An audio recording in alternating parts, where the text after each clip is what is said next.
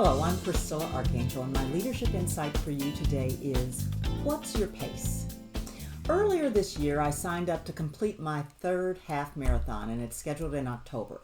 And I consider myself more of a finisher than a runner, but here I am again, and I keep doing it because it represents a goal that stretches my physical and my mental abilities, and because I'm simultaneously raising money with a group called Love Runs to fight human trafficking.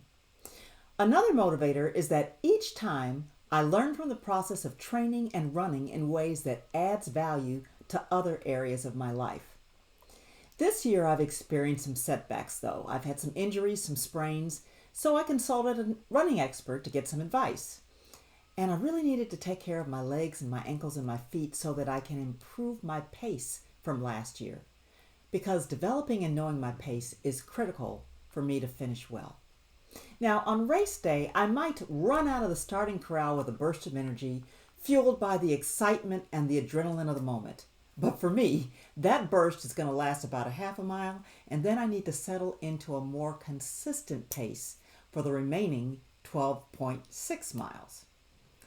We all have a variety of marathons to complete in our life and our work, and it's that stretch goal that's more difficult or complex than anything we've attempted in the past. It can take more effort than we imagine or greater capabilities than we possess.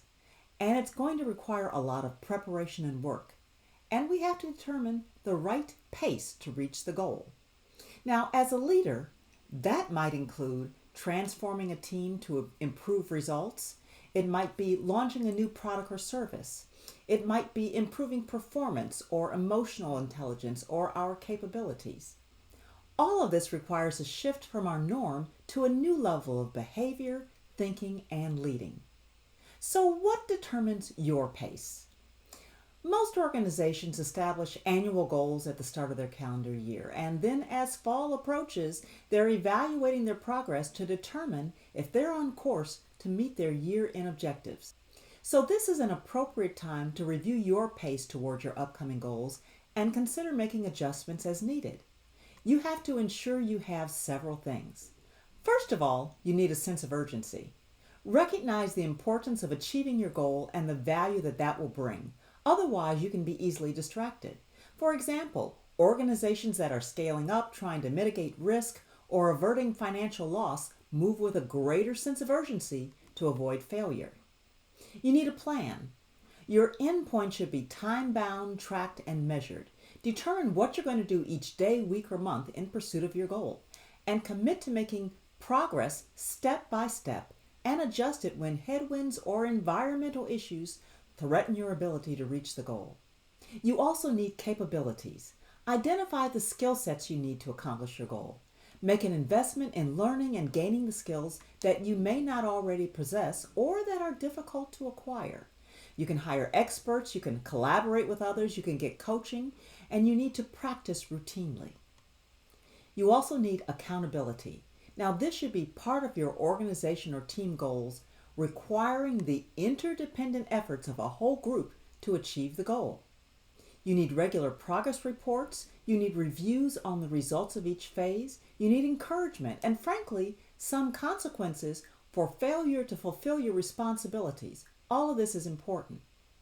And finally, you need communication. Talking about your goal, whether as part of marketing, employee engagement, or organizational communications, this builds energy and commitment. Provide some examples of the benefits to be derived and the importance of moving forward and the unwanted consequences of failure. As leader of a team or an organization, you are responsible for setting the pace for your group. This might mean stepping outside of your comfort zone at times, but by regularly challenging yourself beyond what feels easy, you can achieve even greater results. So, like prepping for a half marathon, you'll find that tackling your goals with effort and intention will help you reach them. Thanks for listening.